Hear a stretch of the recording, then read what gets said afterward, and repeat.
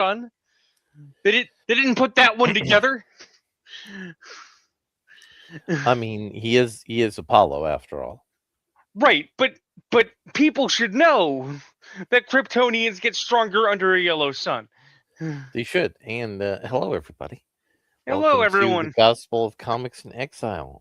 My name's Larry, and with me is Joe, aka Rune Knight, and we're going balls deep into Supergirl. We are. Someone has to. So before we get into the finer details of the movie, I want to talk a little bit about the production of this movie because it's very fascinating how Okay. this movie got made. So the scriptwriter, one of the big things that everybody's been talking about, has no quote unquote professional credits. Well, writing credits for movie people is kind of funny. She has two full credits on her IMDb. One is a short film she did towards the end of her career as an actress, and the other is the titular Supergirl that we're here to talk about today.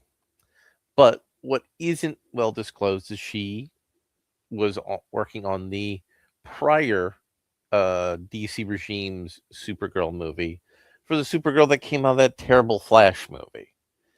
Now, she claims that there was nothing that was reappropriated from one text to the other. I'm not sure I believe that. Well, you can tell when a Hollywood executive is lying because their mouth is moving. Yes, but she's not the executive. The executive that hired her was also very vocal about hiring Alcock, was very passionate about getting a Supergirl movie made. So James Gunn and Safran take over. This woman predates both of their roles in DC, and she was in charge of the actual day-to-day production management. She was an Ivy League educated student, got streamlined through the process. DC Films needed a female-led tentpole. Wonder Woman, they didn't have a vision for, and they needed time to let the Gal Gadot films settle into the dustbin of history. They couldn't do anything with Aquaman because obviously it was very awkward because the Jason Momoa Aquaman movies worked very well. Couldn't do Batman because there's like a competing Batman franchise, and that was held up due to the director's health. So the safest Well, decision was Supergirl. no, actually, there's another one. Mhm. Um, just before show, I mentioned that the Tom King book, which we'll talk about a little bit later, should have been a Mhm. Starfire book. Yes, And I'll grant you that Starfire maybe is not it, but I think you could support a Starfire movie as but a to, prequel to Titans. but here's the But there's another problem. one. But there's another one. Okay, okay. We talked a little bit about how you could have done a Martian Manhunter movie. If Mhm. your mandate was you must do a female-led film, why not use Magan? Use Martian Manhunter's niece for Oh, that's easy Miss because Martian.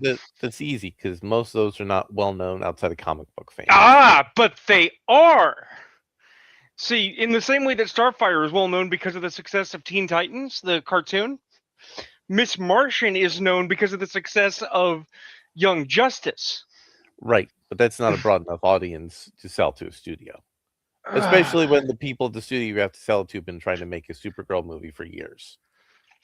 right. There's added incitement not to do it, and myopia Yes, because if you made a Miss Martian movie banking on that smaller segment that will absolutely be there, and they get very excited you're going to do something good, they will encourage other people to go.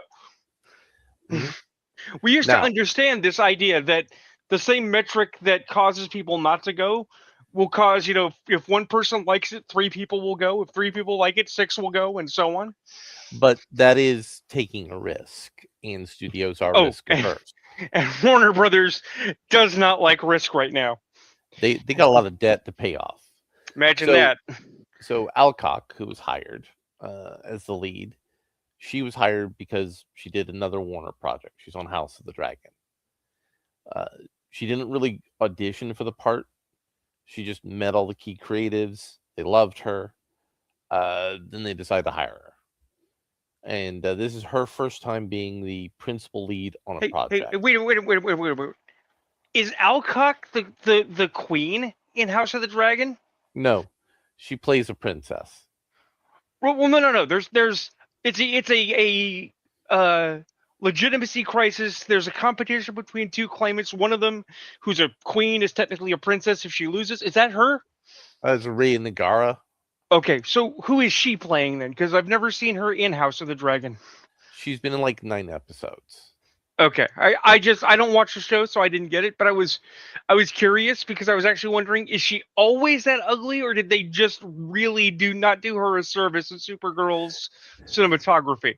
And they tried to bring in the actors who voiced Supergirl for the DCAU movies, but they decided not to go with that, which is really baffling because those movies are also fairly popular. Yes, but at the same time, I'm gonna say something that's not gonna make me any friends.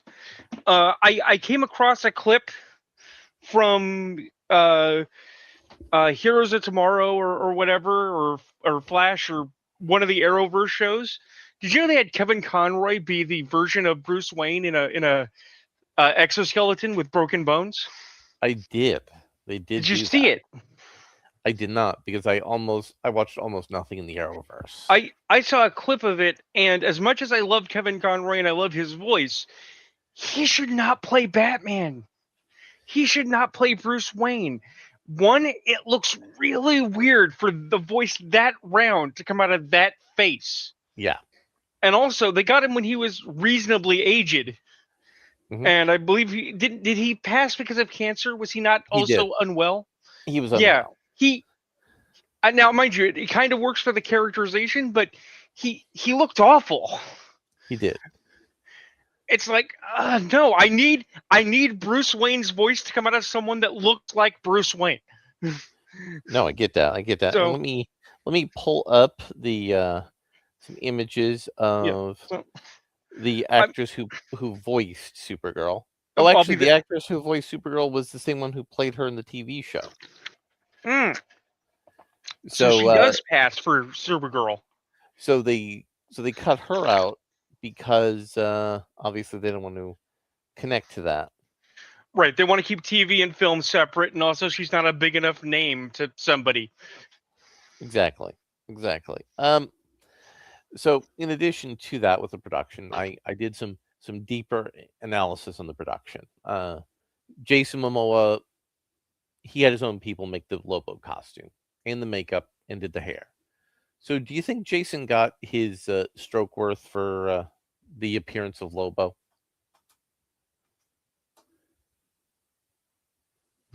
No, I think he looked really half-assed and fat. Yeah. Which means the 5 different digital art studios, none of them were putting any CGI to make Lobo look better. Well, let me ask you: Are you holding back the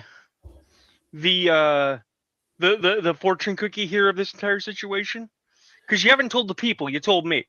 Mm-hmm. Well, that's what I was doing next. I was building to it. Okay. So there was no singular leadership for art.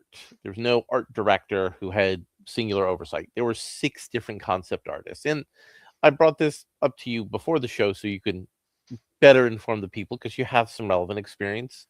You and our mutual friend Moody were working on a video game.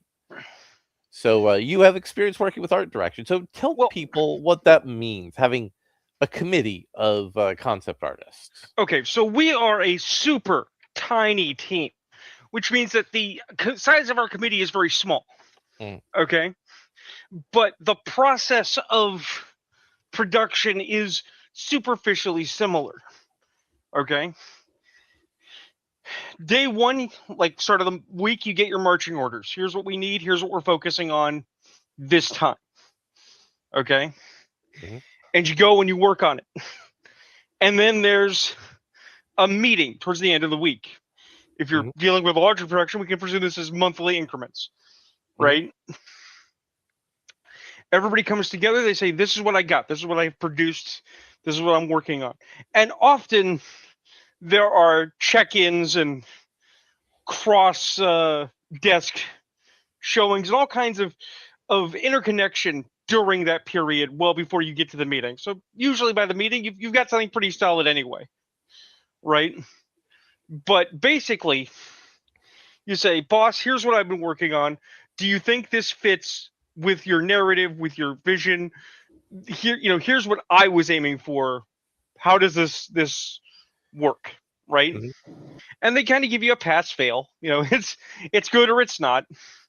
But then when you get sent back to the drawing board, if it wasn't quite there, you at least have notes and a direction, and you build off of the seed you've created. You don't just trash it, Right. right? Unless you're so wildly off base that they're like, we do in fact have to go back to formula because holy shit, right?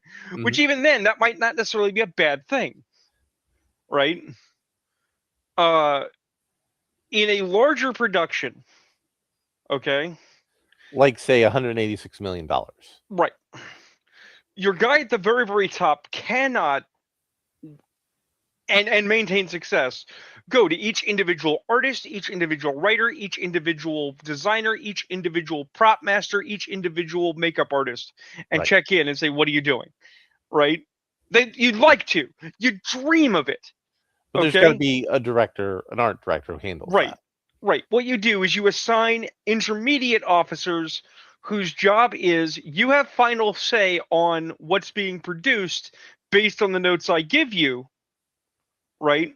When we have the big meeting, you bring me what your team has made, and I say whether you're doing it right or you're doing it wrong. And if you're doing it wrong, here are my notes, and you make adjustments on those notes. That's the orders you give your people when you go back to them, Mhm.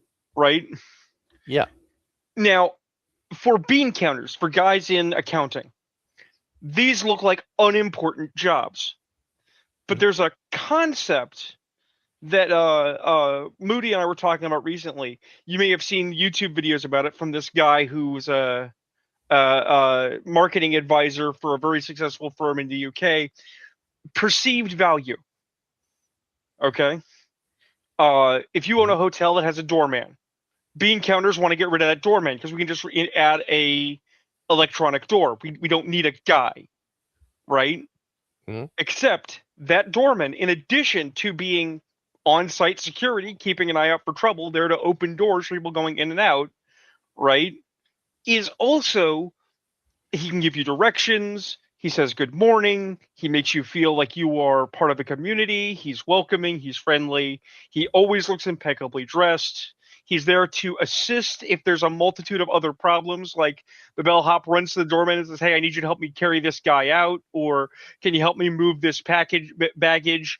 Can you get somebody because I can't leave?" Those kinds of things, Mhm. right? This doorman actually has a multitude of values that as soon as you remove him for his perceived lack of value, you've actually harmed your business, right? Mhm. In that same sense, you need those directors. You need those middlemen talking to your guys on the ground. You need the sergeant to interpret and implement your orders. If you remove all the intermediate people, it's literally George Lucas is telling every single person what to do, and he cannot keep it straight. Can't do it. Exactly. Exactly. And there are five, basically all the biggest VX houses were working on this movie. That's actually also a bad thing.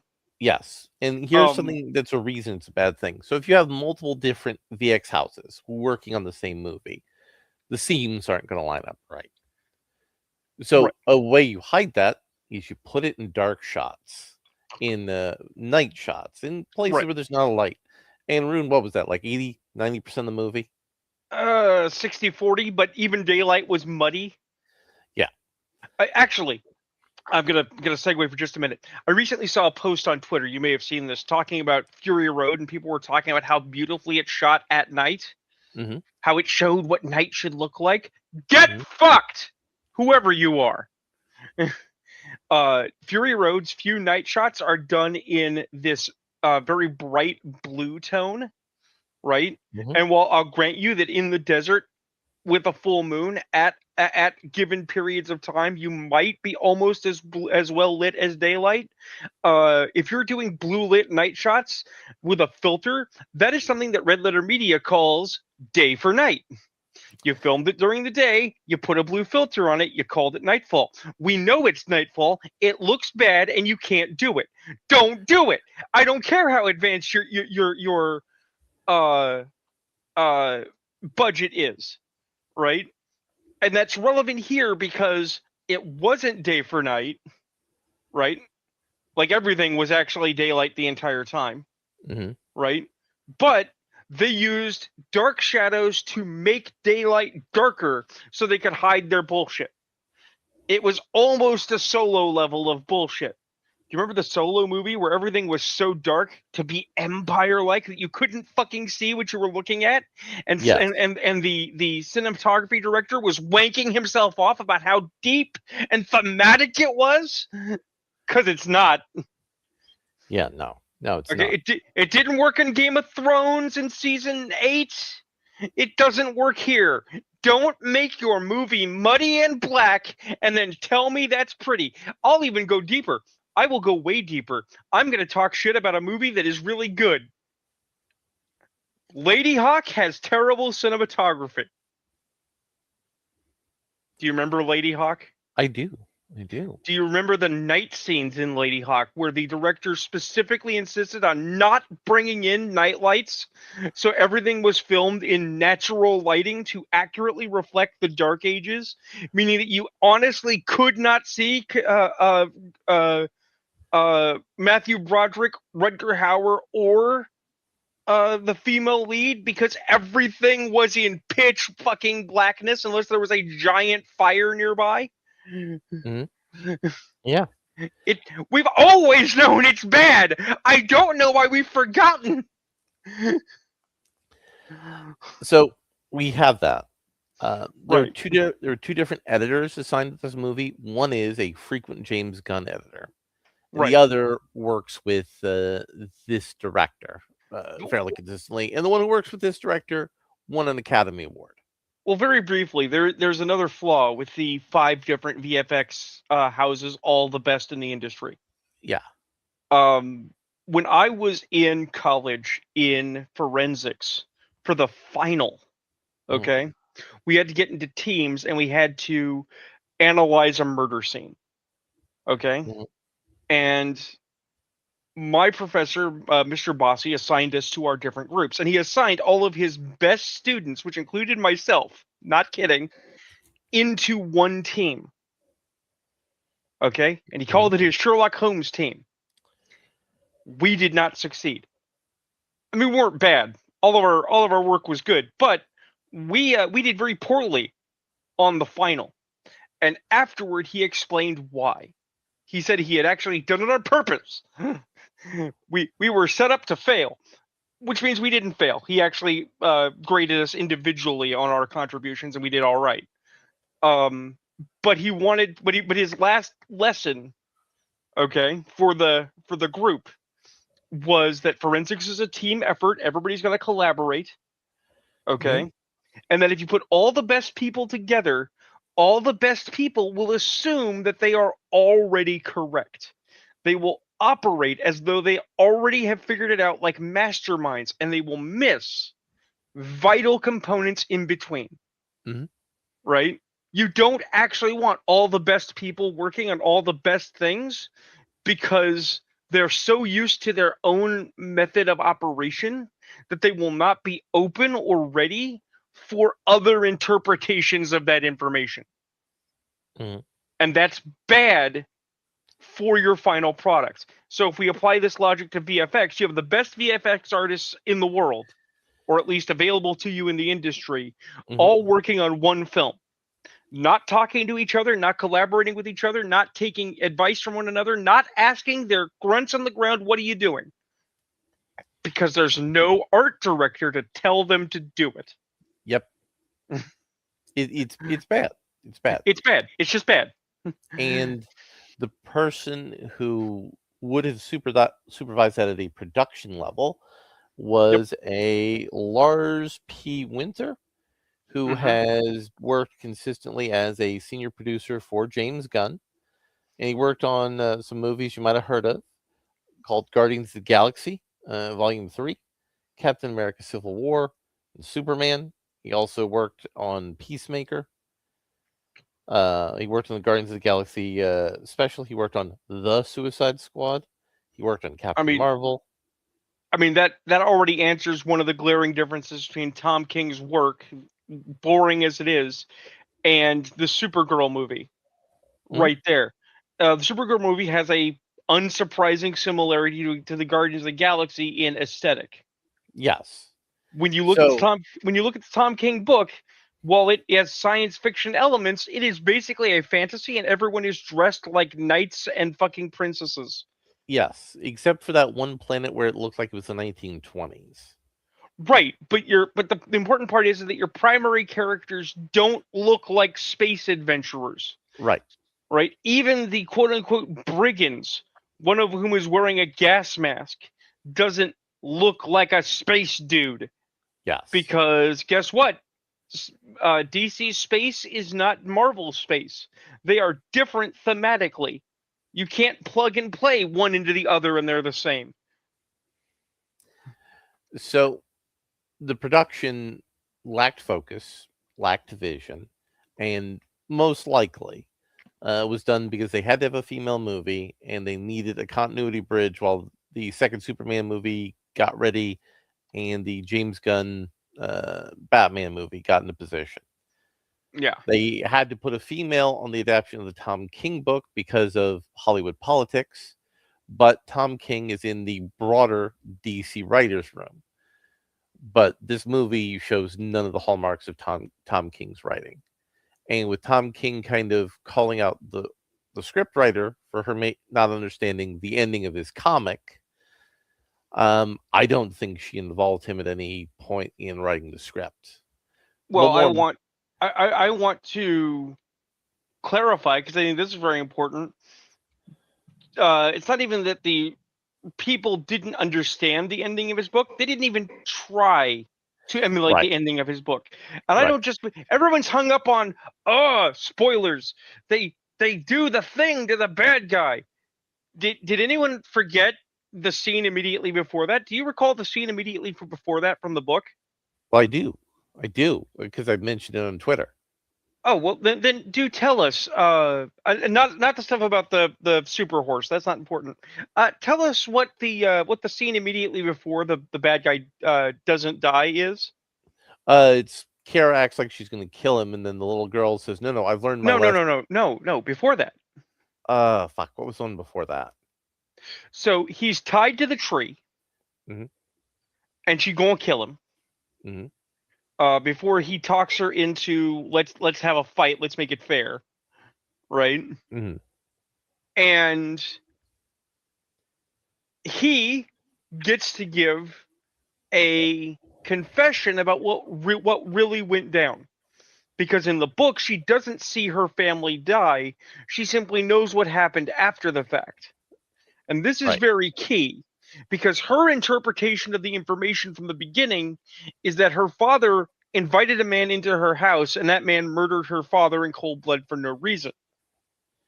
Right. It is revealed, in fact, that the man was working for the government, which was already a shitty government.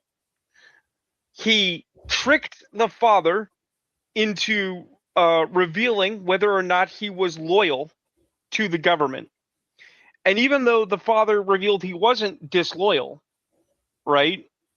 How he did it kind of offended the king's man, who was well within his rights to just kill him and walk away, and did. He did. Yep. Right? Now I remember that part. This is actually extremely important, because when you look at the film, the villain never gets a meaningful soliloquy. He never actually expounds any kind of intelligentsia beyond, I'm a shitbag pirate, what you gonna do? They actually downgraded the story pronouncedly, and the story already was kind of bad. So, that's the thing. So, ultimately, this movie fails because Warner management caught up because of mergers and the need to monetize the DC film base, was pushing shit out. James Gunn, who they hired to do the pushing, couldn't exercise quality control. So one of the established DC executives said, "Hey, we've been trying to get Supergirl going for years. You need a female movie. You can't do Wonder Woman. Let's do Supergirl." He's like, "Fine." She's like, "Listen, here's the director and writer who were supposed to do the movie for us before. Let's bring them in. Let's do a fresh pitch. Let's base it off the Tom King book because that's an easier sell to upper management. And let's hire Alcock because she's in Game of Thrones. That's easy marketing. It's a layup. Plus, the studio bosses will like taking someone who's already an established talent and making her more established." Right. Then the producers underneath Gunn failed because they did not execute this movie in a way that was successful. They didn't organize the production management in a way that was going to be successful. The director, who doesn't really have a solid visual reputation of his own, was basically hobbled by management oversight from James Gunn because it had to fit the house style of the DC movies. So that's the production review side of this film. So now we get to actually talk about how terrible it was. Oh God. So here is one of the problems that I hear about this movie. People say, "Well, it's a redemption movie." Well, first of all, for a redemption movie, the character has to be bad. And while Kara is disgusting and kind of degenerate, she's not really bad at all in the movie. She's just kind of an asshole. Would you say that's a fair assessment of the character that this film presents? The thing is, and I want to point out how weird this is in a scenario where we literally have, I am the last survivor of Krypton. They never actually present her problem in a meaningful way to make us feel empathy for it. But we'll get to that a little bit more once we kind of grease this. So yeah, she's cranky and upset for no reason, and it's just generally unpleasant to be around. And that's not a redemption story. And in Tom King's comic book, it also wasn't a redemption story. It was not. Kara was dealing with the fact she had become an adult by the American sensibility, but she hadn't become a complete person. That isn't even what I got from it, actually. I'm gonna give Tom King some fucking credit, and then he's going to ruin it for me by saying that no, he was totally supposed to be about coming of age for women. Supergirl is not a character in the Tom King book. No, she's not. She is what she is she is a physical representation of idealism and hope, especially youthful hope, against the march of age and cynicism. Yeah. Right? Because when Sword Girl, I read the book, I still can't think of the character's name. Ruthie. It's Ruthie. Meets Kara, she is ostensibly kind of theoretically sad. I know lots of people inside it, but yeah, well, she's really depressed, but she's not. Okay? What it is that she is very much like Clark, and this is important. She's a Kryptonian. Even if I think that it is described stupidly, the fact of the matter is Kryptonians do not see the world, universe, time like we do. Okay? She feels everybody else's suffering. She also feels everybody else's happiness in an incredibly empathic way. Mm-hmm. Right? She's flying around the galaxy. The galaxy kind of sucks. Okay? And yet, she's continuing to put on a bright smile, to be a bright beacon, and to carry the weight of the galaxy on her shoulders. Everywhere. This makes her a representation, physically, of Ruthie's internal conflict. She's basically Jiminy Cricket. Always advising this person who could go dark. You can be bright. You don't have to do that. You can be better. You don't have to be bad. for fuck's sake, I want to point out, did you notice that in the Tom King book, Lobo never appears? Because Lobo never appears? Right. But they brought Lobo in because, number one, this was originally part of Tom King's original comic book idea, which I think would have been better. Not good, but better. And number two, they needed to make Jason Momoa happy because he's a big actor. Well, And, he was under contract for a movie they weren't going to make now. yes. So this is their way to smooth all that over, make all the paperwork happy, which was smart business. Which also may be why they're not freaking out over the Wonder Woman, Supergirl movie crashing and burning. They may think, well, at least we didn't have to do the buyout of Jason's contract for whatever that was. I mean, it was probably like, what, 20, 30 million in damages and losses. So if this movie loses X plus 20 or $30 million, it only really loses X from an accounting standpoint. They're not really out the extra money. Yeah. So the movie starts off with a brief introduction to Supergirl, Sword Girl's parents getting killed. Well, I want to point out, I don't remember what was on the newspaper, but it starts... He saved the town from a nuclear reactor. Yeah. Issue. Okay, so it does. It literally starts with Krypto pissing on Superman. This is the level of intelligentsia we're bringing to the material. Well, James Gunn used that as a punk rock expression. Punk rock, which we've already discussed, is fake and gay. Good job. Yes. It's the ending of SLC Punk. When you stop, you realize you were the poser all along. Yep.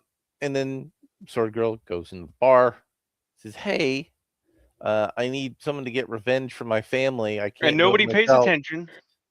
Yeah, because nobody gives a fuck. And it's really shot poorly. Yeah. And while they compare it to True Grit, Tom King's comic is closer to the novel of True Grit, which is different from the movie. And this is closer to the movie, but not close enough. The character of Maddie in either movie would have commanded the room because she was, a little girl who had gotten twisted up and destroyed. And she would have said, "Hey, listen up. I need somebody to kill this motherfucker or help me kill him." Well, that's the thing. Let's take that visual in our head for just a minute. Mm-hmm. I don't think she would have swore. I think we're being a little bombastic there, but you know what I mean? Well, yeah. Right? But she would have said, I need to kill a guy, and then the bar would have laughed, right? And then she basically would have called their manhood into question in some fashion.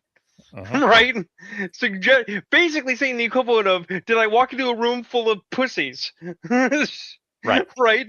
And somebody would remark that she's clearly the toughest person here.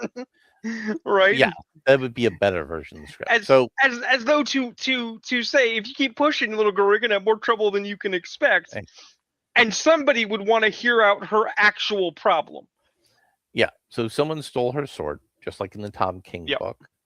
Kara's like going, "Hey man, that's not cool. You shouldn't do that." Then they have a fight, they reclaim the sword. But the problem is, again, in the Tom King book, Kara is just trying to have a vacation. She's trying to take some time off of being Supergirl.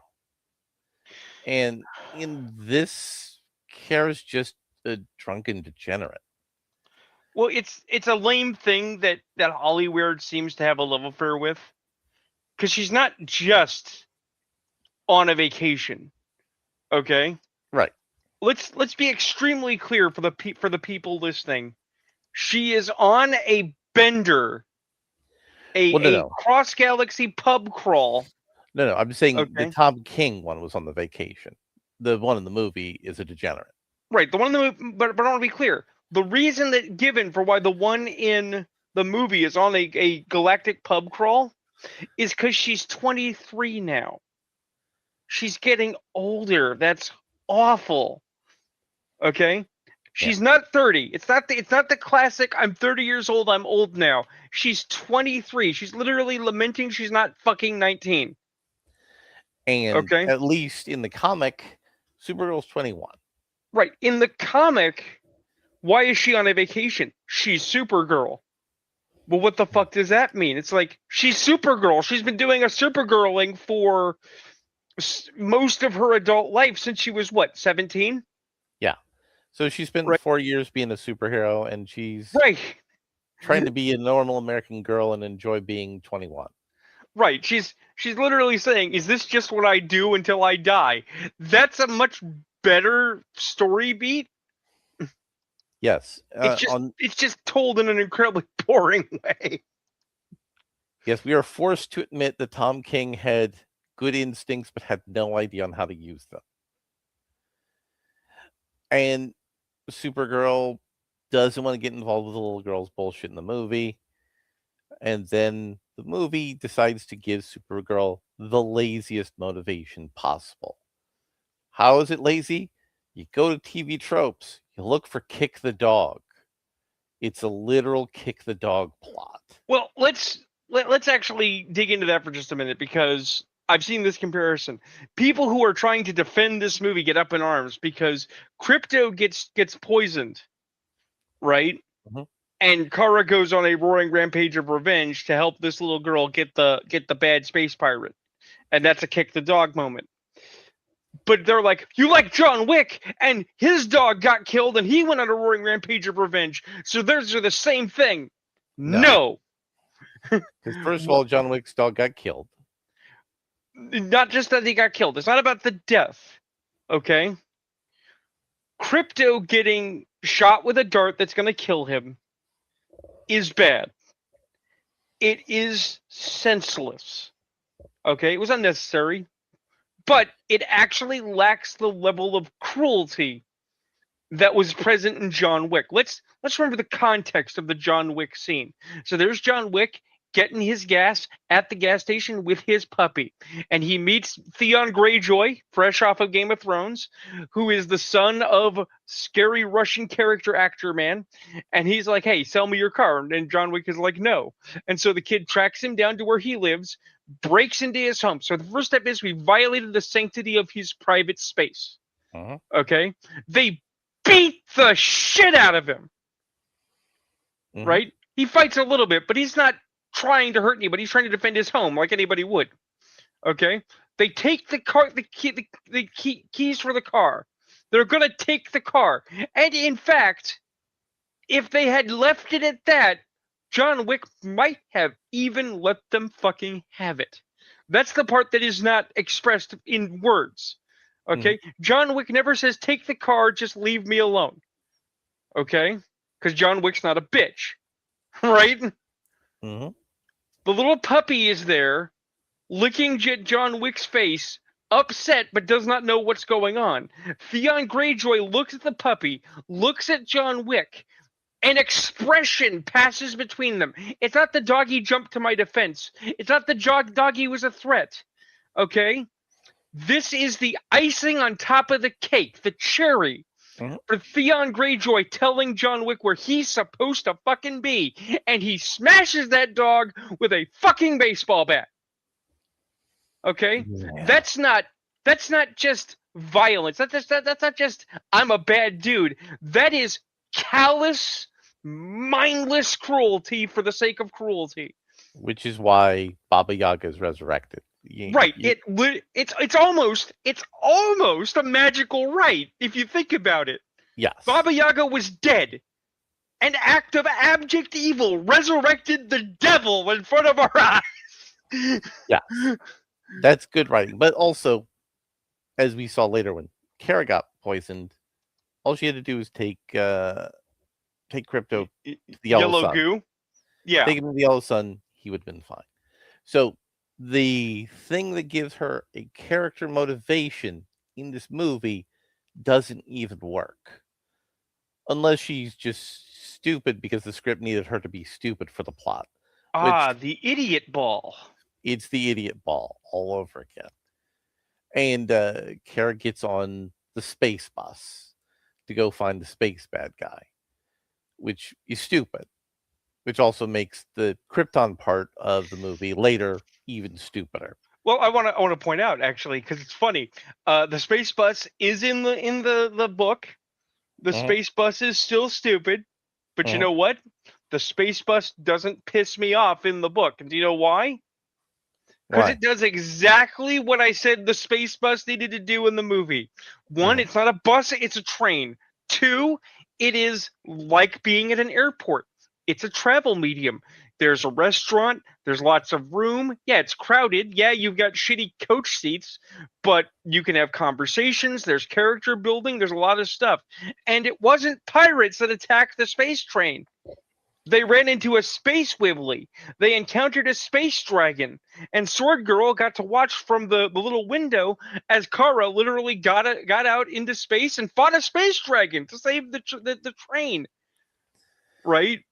Thus reaffirming the idea that Kara is actually a superhero, Yeah. right? So they took the scene that did exactly what it had to do. What it had to do was kind of but it was there, right?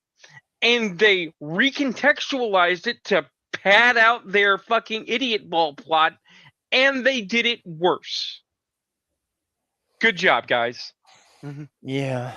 Yeah. And she goes to a planet, garbage planet number 2. Goes to Cantina number 2 on garbage planet number 2.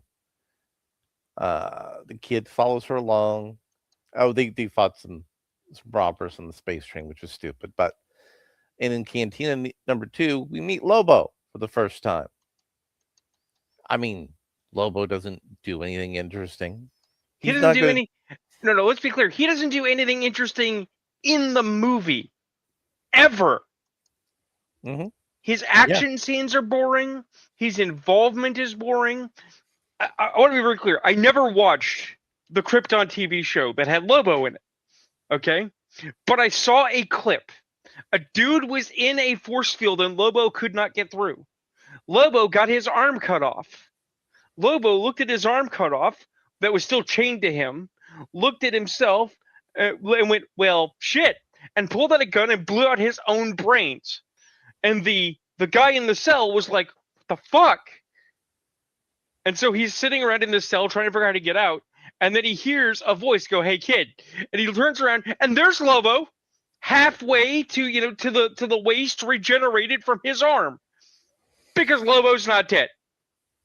Because That that's is Lobo's superpowers. because that's Lobo's superpower. That is way more fucking interesting than anything Jason Momoa does as Lobo in this movie.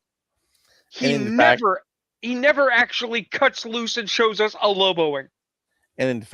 the scene with Ruthie and Lobo where they're both imprisoned by the brigands, wouldn't that have been an interesting way for Jason Momoa to get out and help Ruthie get out? And then they could have fought the brigands. That could have Uh, established the all moment right, later where Lobo says, "Hey, this kid's all right." all right. Let me paint you one. All right, optional scenes in this bad movie because I'm gonna later give a way to tell this story even better.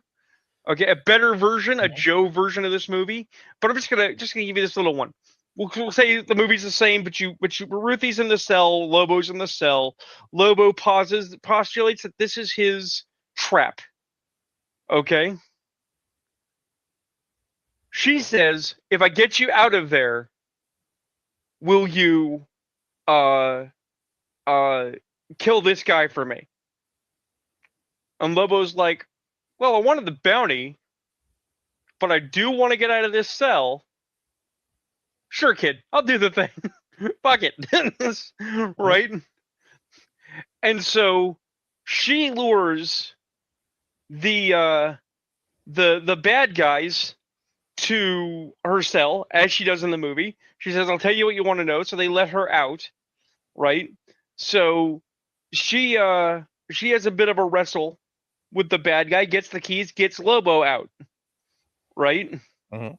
Lobo is doing a Loboing, and one of the bad guys shoves him on the poisoned points in the cell, right? The poison points in the cells that he told the girl lead to a agonizing, painful death, right?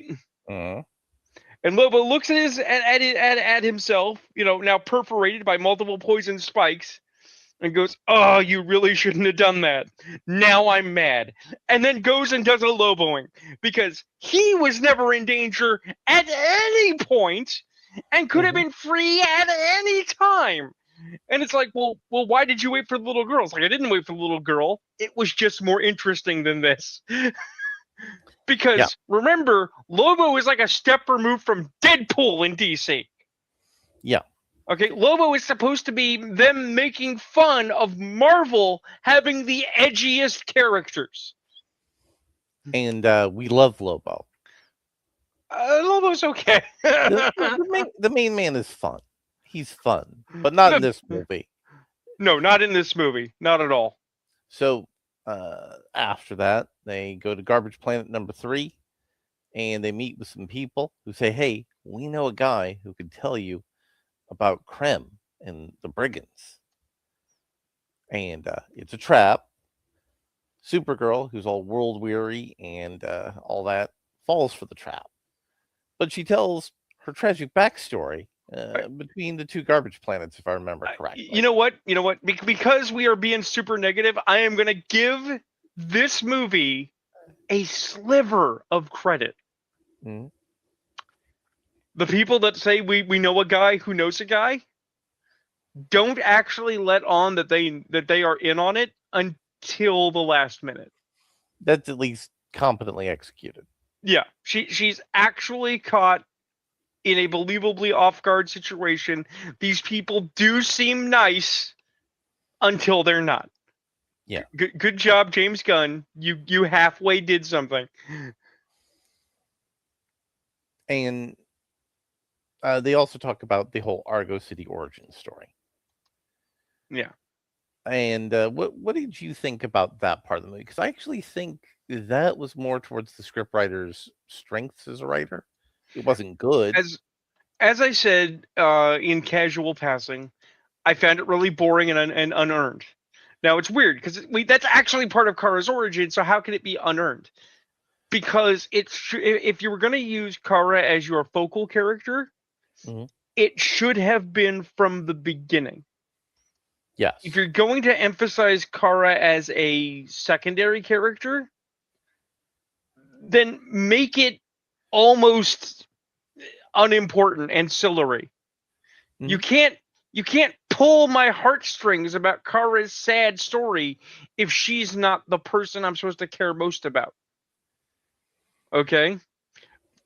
Weird comparison, but I'm going to make it.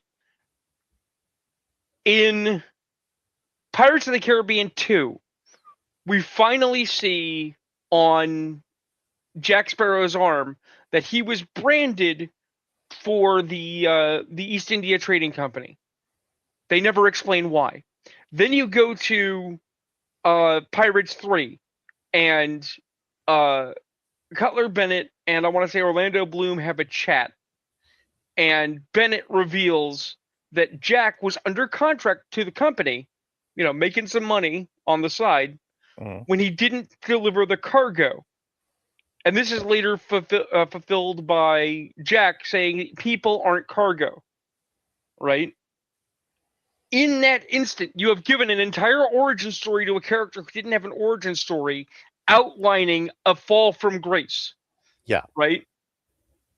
And it was done through the visual medium of storytelling. We saw it, but they never told us. We never see it. And when they do a prequel, or not even a prequel, rather, when they do a flashback in the subsequent film, where we see a young Jack on his greatest act, which was to trick the pirate hunter into getting blown up, right? He's already a pirate king. It's not about him as a shitbird working for the government. It's still not his origin story. We never get his origin story because his origin story doesn't matter. What matters is who he is, and who he is Captain Jack Sparrow. But there's a component to the Argo story that's told here that I think could have been an interesting origin story for Kara if we jettison the Tom King movie. If we jettison the Tom King idea, which I think would have been the better decision, but would have taken them longer, which is why they didn't do it. Yeah. So, Zod-El, I think that's the name, Zor-El's brother, reveals Yeah. that Jor-El wants to send his baby off to Earth to conquer. Although this could be Brainiac is a reference. It's loaded. It could be Brainiac's conquering for Clark, whatever. And then she gets sent away because kryptonite poisoning is killing everybody in Argo City. And he builds a spaceship, sends his daughter out so she doesn't die. She arrives on Earth. What if Kara was all set to assume, like, what? Is my cousin Clark a warlord? Has he taken over the planet? Does he have harems? If I Right. work for him, am I gonna have guys? Am I gonna have to make half Kryptonian children? Are we gonna have weird cousin I mean, baby things? all of this is really skeevy, but I understand you are building off of the base they've given us. Right. And then she goes to Earth, and instead she finds a farm boy from Kansas, and she's like, "Oh my god, the kid was okay." And she'd built this whole feeling of guilt and all this pressure and all this tension, but she doesn't tell Clark this because he clearly doesn't fucking know. Well, I mean, how hurt would Clark be to think that anyone thought of him that way? Exactly. Here's the thing. And this is very important because for people that are wandering by, I've got a certain visage for my avatar today. This is Byron, my vampire from V5, who is colloquially by me, and I think most people would agree who play with us, describes himself. I describe him as Superman. He's a vampire Superman. Mhm. Okay. And here's the thing. Clark is not invulnerable. This is a grievous oversimplification. He is supremely physically resilient. Okay? He's got a really good emotional base. Okay? He's a very grounded, well thought human being for a Kryptonian. But he is a softie. You can hurt him. Mhm. If you use the right knife in the right place, you can wound a Superman. Okay? If Which, Superman met his cousin and she thought he was a pan-galactic warlord with rape harems making super children, oh, that would cut him so deep. yeah, He'd be beside himself that anyone who he thinks of as a peer and a family member could think of him as something so awful. yeah. And wouldn't that have been a more interesting way to have a Kara Zor-El who is a slightly darker, slightly edgier figure? I mean, it also would have been if we really dig in, because remember, as I understand it, Kara was from one of the few colonies left to the Kryptonian Empire, right? Like a space station of scientists. Well, that was the original version. I'm just saying, let's go with that for a minute. What if it was there were several different responses to the Kryptonian problem, right? And the locals thought that Jor-El's plan was to go make breeding stock for Kryptonians, right? Oh. What if that was their interpretation and it wasn't true, right? And Clark had not been told this in the previous film, Mhm. right? Well, I mean, this is before the So, previous film when she sees him. right, but that's what I'm saying. I'm saying is that if Kara thought this because the people that she knew had told her one story, and in the Superman film, he's told a different story by his actual parents, right? That creates some emotional conflict, but that also creates the opportunity for growth, development, change, introspection. It's actually a better story overall because now not only are Kryptonians not uniform in their culture, they're not a monoculture, right? But you have this thing where it's like, yeah, there were some Kryptonians out there who were absolute shit. There were also Kryptonians out there that were good people. And this, of course, offends Hollywood because they can't have Clark Kent, the good guy, come from good people and be delivered to a planet of good people. That just doesn't happen in reality. Everybody's a piece of shit, right? Yeah, exactly. But then little girl gets taken away. Supergirl comes after her, but surprise, surprise, it's on the trap on the green sun, yellow sun planet. Now see, Yeah. that's the sudden betrayal that doesn't work for me. And again, this was actually not in the comic. In the comic, the bad guy had basically like a grenade that if he threw it at them, it would teleport them to the prison world, which had been prepared in advance. It was like a backup policy. Yeah. Right? In the movie, Kara grabs a guy and says, "You're going to tell me what I want to know or I'm going to break your face." Right? And the guy says, "Yeah, I'll take you to them. But you got to wear a bag over your head." And again, we ignore the fact that she can see through things because she has X-ray fucking vision, right? And we just go, "Oh well, I mean, she had a bag on her head, so she never thought they might betray her, right?" And instead, she just waits until they dump her on a green planet and leave her to fucking die. And it's like, why didn't you see this coming? Oh, because the plot has to happen. We need you to be stupid for the plot to happen. And this means also Krem somehow got this information from Brainiac, because Brainiac's probably the only one who has actual information on kryptonite and Kryptonians. Unless, of course, there have been other Kryptonians who've gone out and have gotten superpowers, which further complicates things and further makes it more of a ripoff of Invincible and the Viltrumites. Well, not even that, although that is solidly a component. It is trying, well, what they're trying to do is retroactive canonicity. Okay? So, if you recall, because we remember, in the animated series My Adventures with Superman, they actively ripped off the Viltrumites directly. And they made Brainiac the new Galactic Emperor, which is not in Brainiac's scope. They just didn't want to use Zod. Right? So everybody didn't like that, but they want to make it real. They want you to believe that it's true.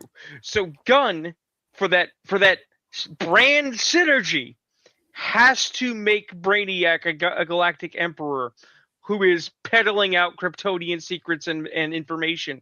Even though we know, because we've read a book and we saw the animated series a while back, Brainiac doesn't do that. Brainiac exists to consume all information and destroy all organic life, so that he has all the information that he may be likened onto a robo-god. Yeah.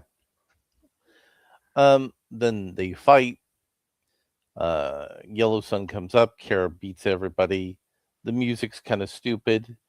And the music is very stupid, but I also want to restate for the people in the back. Yes, our prison planet is a binary sun system with one green sun and one yellow sun, because we somehow know that we can capture Kryptonians with a green sun, but we don't know they get stronger under a yellow sun. Good job. Whereas the one in the comics they used was something from like the Superboy Revenge Society. People who wanted to fuck over Superman, who did their research, who put in their time. Right. And Kara kills the bad guy, who his band of brigands kidnap women because their alien species needs to have sex with kidnapped women to reproduce for some reason. Bullshit. So they can't make it a clean allegory about human trafficking, because they want to make it an incel allegory instead. Because someone's a fucking retard. And that is the gist of the movie, except for the epilogue where she goes home to the apartment she shares with Clark. And Clark's like, "Hey, we got a tough thing going on. Could you maybe stay around and help?" And she's like, "Yeah, sure." So she doesn't really learn anything. She doesn't really go through an emotional growth or journey. And I don't want to mention again because it does really make me mad. I wasn't just being bombastic in chat. And yet again, Cornswet as Superman is in the Superman suit in every single scene he is in this movie. Mhm. Just in case you didn't know he's Superman. Just in case you needed to be told. And that makes me feel like this movie was only designed to be a bridge between Superman movies, which is unfortunate. So let's talk a little bit about the Tom King book. Give me your assessment of the whole 8-issue run. 8 issues of nothing happens. I mean, Yeah. things do happen, but we meet the girl. We meet her primary conflict with Krem. She's on a roaring rampage of revenge. She's in a bar on her home planet talking to the government. She starts by literally going to the cops and saying, a criminal tried to kill my father, right? The Kingsguard responds by mocking her, slapping her in the face, and stealing her father's sword. This scene's actually in the movie, but the movie recontextualizes it poorly, right? And because they have a sad Kara, right? She doesn't really respond like Kara in the book. In the book, Kara literally, was a little drunk, okay, but she wakes up and is like, "Hey, give her thing back." And the guy's like, "What the fuck? No." And she's like, "Oh, okay, then I'm gonna have to hurt you." And then she does, and then remembers, "Oh wait, red sun. Fuck, I can be hurt here." Right? Except she's still a Kryptonian. The powers is only one suite of it. She's still superhumanly strong and resilient on a native level, which means and she's well trained because Clark would not send her out into the galaxy without knowing how to defend herself. He's a farm boy. You teach your family how to fight. So when this guy puts hands on Kara Zor-El puts his ass on the ground personally. Which, if they had established this in the movie, would have been a lot better too. Right. But this also plays into that idea we were talking about, where she's really smart. She's Indian. She knows what she's doing. But you know what? She's not exactly perfect. She do make mistakes. And she and the girl do the bus sequence with the space bus. Yep. They go to they go to another planet or two. They chase this guy. Comet's not Comet. The super horse. No, that is Comet. Yeah, they have in the book they have Comet the super horse. He helps out, but it's also revealed Comet is actually a dude who was transformed into a horse. It's not as creepy as we thought the classic comic was, where it's just a horse that wants to bang Kara. No. In the classic comic, it was the guy who was dating her who got turned into a horse. Right, but the thing is that outside of that context, it looks real creepy. Yeah. And catch up with Krem, as we've talked about, there's the fake kill, and then Ruthie is an older woman retelling the story of the killing in a way that flatters her ego. And encounters Kara literally unchanged, because Kryptonians are like that, to kind of walk her into death very, very nicely. It's a nice little scene. Yeah.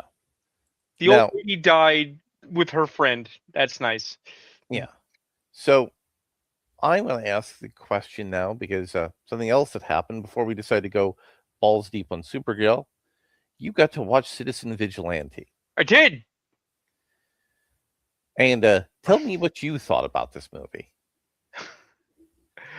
If it was at any other time in reality, this movie would go almost entirely under the radar. It is incredibly generic, and that's glorious. But it was a perfect time. There's a whole lot of events happening in Europe that it pops off with. It's great because Uwe Boll, he knows how to do this. My response to you once I had seen it was, it is blunt. Okay, so everybody is upset about the sex scene. The sex scene is gross and exploitative. it also, as I said, because it seemed correct at the time, it's very transactional, and it speaks to how scummy everyone involved is, including our hero, the vigilante. Right? Yes. Everybody's upset about the murdering Muslims bit. Yeah, well, those Muslims were shitbags, and if you watch the movie, you walk through his philosophy, you understand why he's approaching it the way he is, why he responds the way he does. And every single person involved has a bad day. They do. Okay?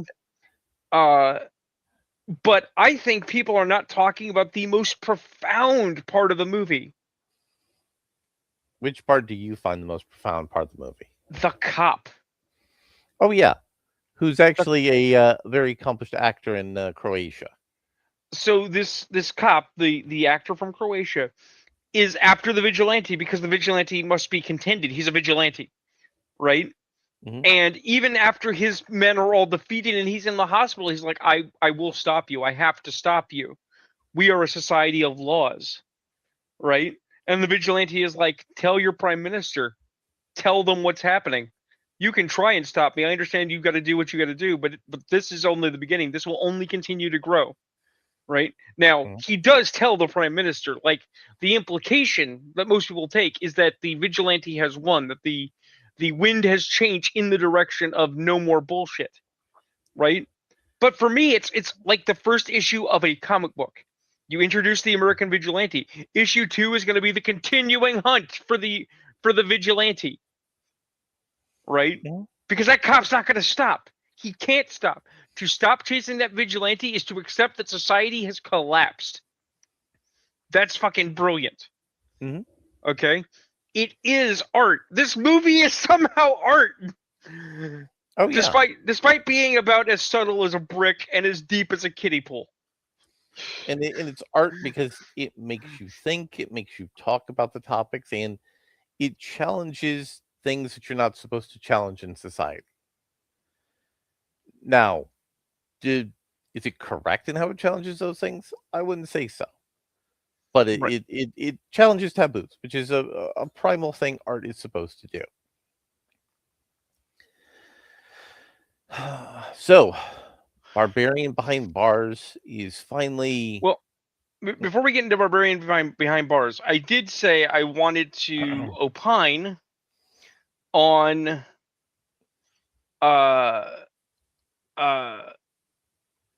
a good version of the Supergirl movie. Oh, yes.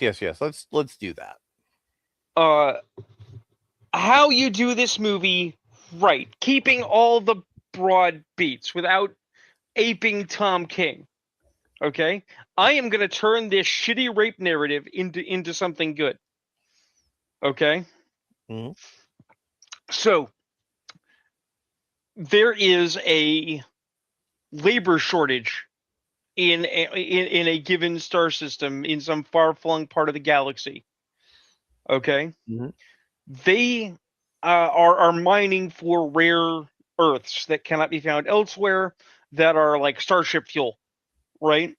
It is backbreaking, savage, cruel labor, and they have men from all over the galaxy coming in for work, right? The And thing when you got is, men coming in all over from work, you need women for them to have sex with.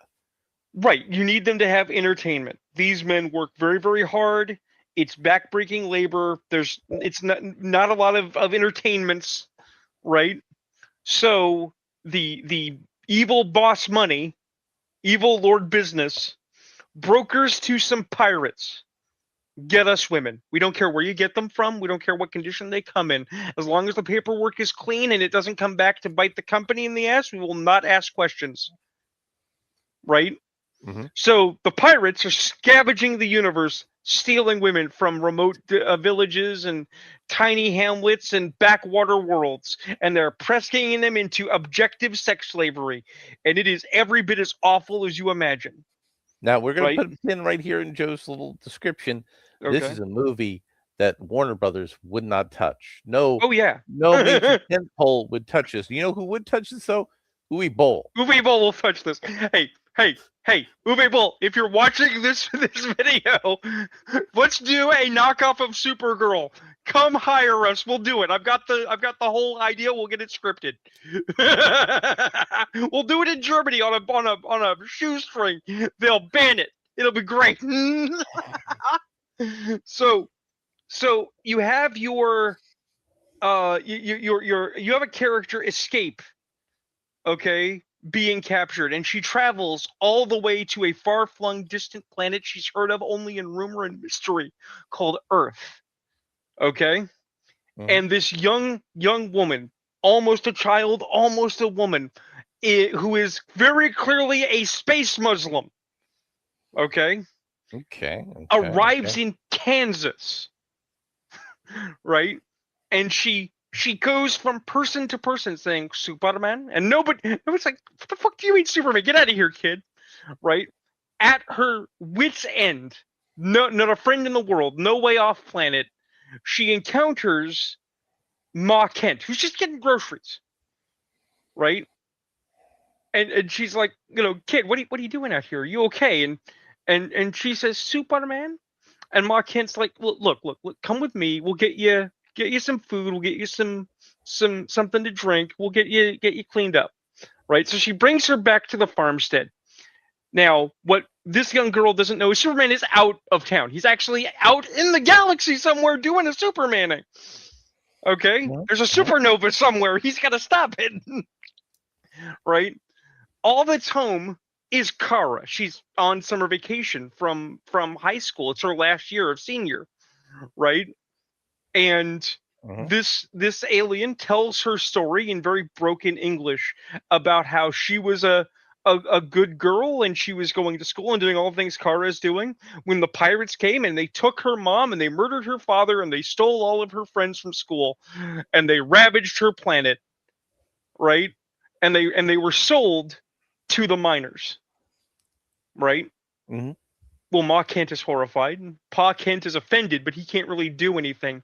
And Kara has this huge weight because she's real new to this superhero business. And Clark is kind of protective. He doesn't want her to do anything super dangerous, but Clark's not here. And she has to decide what to do. And she decides that she is going to do the right thing because it's what Clark would do. And so Supergirl puts on her Supergirl outfit and she flies off into space to fight the pirates. Right? Yeah. And she engages the pirates. She fights the pirates. She gets her ass kicked by the pirates because she's a neophyte. And she only barely gets rescued out of convenience because she doesn't run afoul of, but she encounters Lobo, played by Jason Momoa. Right? Why was Lobo here? Lobo's chasing the pirates. They're wanted and across 12 billion 9 sections. He's going to make a payday for this. Why did you help me? It's like, well, I'm the main man and I kind of owed your cousin one because he helped me out once. So I guess we're even Stevens now. And I mean, you could also throw in a Martian Manhunter in here. You could. You absolutely could. So Kara's like, well, look, I'm off to stop these pirates. These pirates doing a slaving for this mining corporation. And Lobo's like, mining corporation, huh? Yeah, sure. I'll do a team up. This is going to be great. Okay, and you get a little bit of levity because Lobo is going to bring a little bit of comedy to this very dark movie, right? And they go to the mining planet and they break shit up. And while they are breaking shit up and looking to get the pirates, they are Kara is invited to meet with the boss, right? And the boss brings her to his fancy office on Fancy Planet and is like, look, kid, I appreciate you're real upset. I appreciate you're trying to do a good deed. But the men work. They need women. We didn't put them into slavery. We just gave them employment. We didn't know they were slaves when we bought them. We thought they were indentured servants. It's all a big misunderstanding. Why can't you just, let us do what we're doing? And even if you did break this up, someone else is just going to start up somewhere else, right? And Kara, appropriately offended, is like, no, motherfucker, that's not how this works. Right? And so after she walks out of the office, because unfortunately, Boss Business is not a criminal and he's not wanted for anything, and she can't break the law while doing the right thing, because Clark wouldn't be okay with that. He calls in Evil Pirate Man and says, "Look, you got a problem." And they're like, "Yeah, it's a Kryptonian. What the fuck am I supposed to do about it?" And Evil Lord Business says, "Well, I happen to have some guys who might happen to have some tools to deal with this." And so now the bad guys have a Kryptonian, not a Kryptonian weapon, a Kryptonite area effect weapon, right? And so when Kara goes to the mines to break shit up and stop the bad guys, the pirates show up to jump her. They drop the kryptonite bomb. There's gas everywhere. She's losing her power. She's getting her shit kicked in, but she's fighting as hard as she can. And who should arrive to save the day but her best buddy, Lobo? And they own face and kick ass. The pirates get taken down, and as the pirates get taken down, right? As is the way of these things, if you want the really good, happy ending, right? Kara happens to acquire the unimpeachable evidence connecting Boss Business to the pirates, and she doesn't blackmail the guy. She doesn't she doesn't give it to the cops. She hands it over to the Intergalactic News Service. Mm-hmm. Because she knows how the news industry works, because her cousin Clark is a newspaper man, and they run that fucking story. Everybody learns what Evil Lord Business has been up to. The company is ruined. The slave trade is over. Right? Mm-hmm. Lobo got his payday, so he's out, and Kara flies home with the feeling that she has done a good deed in justice. You could even have cousin Clark show up at the last minute as she's about to go home and say, "So I hear you've had a big weekend." Yeah, that would have been better. But actually, before we go into the comics I read in addition to this stuff, Sure. one of my contacts on the inside asked me a question: what should you do with the DC universe right now? Because you can't really reset it, because they got things in production, they got things in motion. There's a corporate merger that's not finished yet. Probably won't be finished until James Gunn's contract runs out. And at that point in time, do you put everything on the shelf for another couple of years, or you try to muddle through? Well, what should they do with the DC universe?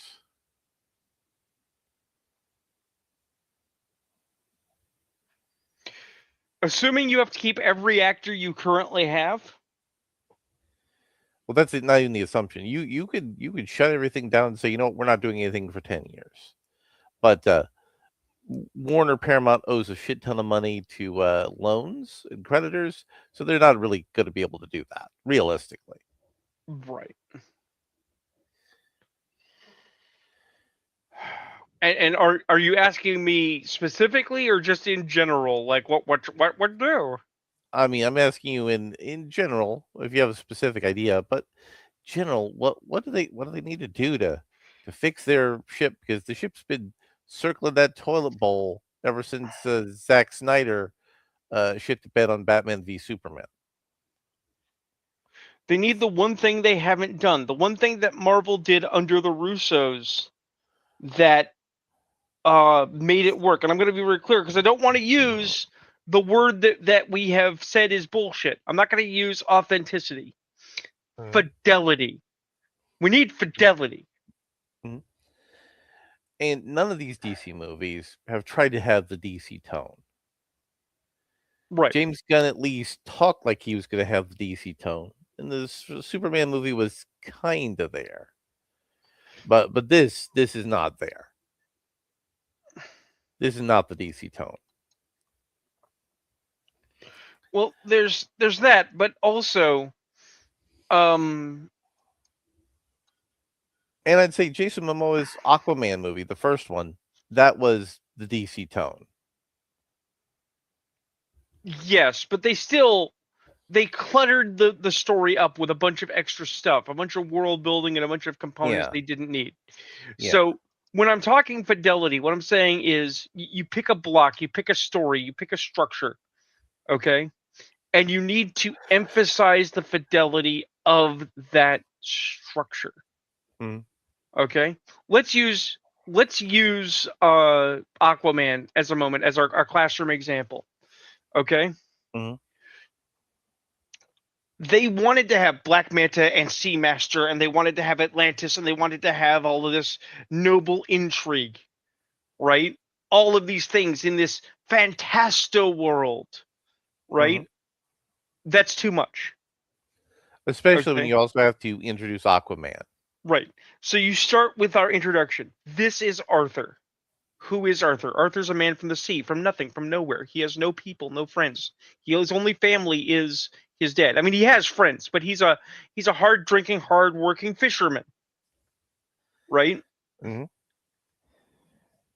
Now, I we're gonna put aside that Amber Heard is toxic already. We're just talking about movie. He meets Mira. Mira Mhm. is the right person to meet. It is the right story beat, right? What's Mira here to do? Mira needs help. Why does Mira need help? Because The uh one true king needs to be returned to Atlantis. no, No. we don't do the one true king yet. Okay? Okay. Okay. What we do is she came seeking aid from the surface. Well, why would she need aid from the surface? Because the city of Atlantis is under assault by vicious undersea pirates, the flag of the Black Manta, right? Okay. So Okay. we're gonna have Aquaman versus the Black Manta, right? Which is a Except simple comic movie. right. The thing is that Arthur is just Arthur, but Arthur is instantly smitten. Okay, Mhm. literally a mermaid washed up on his beach or caught in his net, and Mhm. she's the most beautiful thing he's ever seen. Okay, and she's really desperate to talk to somebody who can help her, but he he's not that guy. He can't put her in contact with like the military or the Justice League or any of that. So he's like, well, look, let's get you steady, and then we'll try to figure this out together. Let me help you, right? Mhm. So she has a little bit where she gets to see what it's like to be on the surface, to be Arthur. What's his community like? What are his people like? She meets his dad. He's a nice guy, right? But Arthur is kind of a not a chud, but a brute. He's kind of a thug. Works good Mhm. for Jason Momoa, right? And she's like, no, I don't have time to party with you, Arthur. You're real nice, but my people need me. I have a duty to them. Don't you know what duty is? You know? Right? Mhm. And so Arthur is now in a spot because she's basically called his manhood into question. She's like, well, I'll help. Fuck this Manta guy.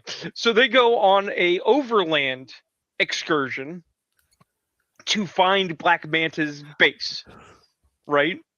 Mhm.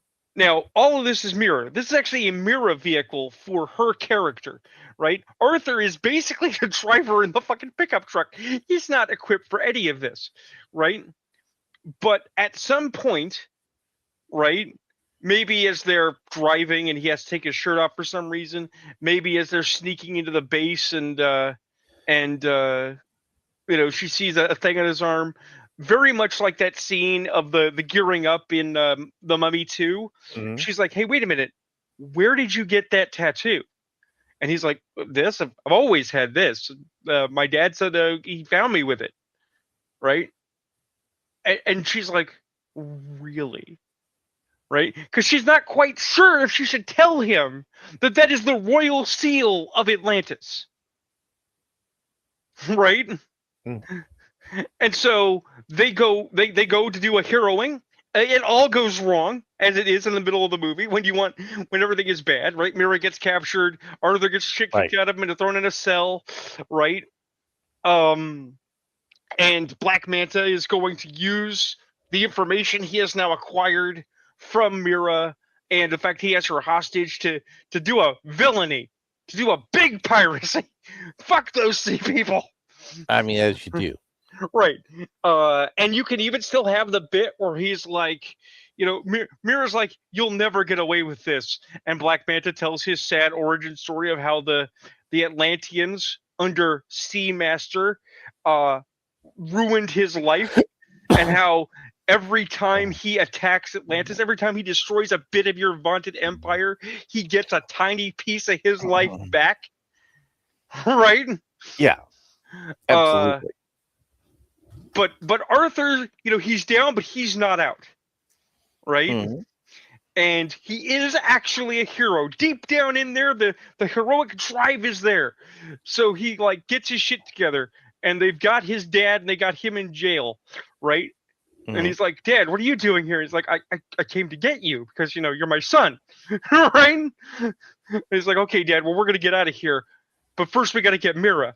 Right? And Dad's like on board because Dad's a good guy, right? So they Mhm. try to make a play to rescue Mira, and Aquaman gets Mira, but Dad, for whatever reason, can't go on. Dad has the horrific hero death for a dad, right? Mhm.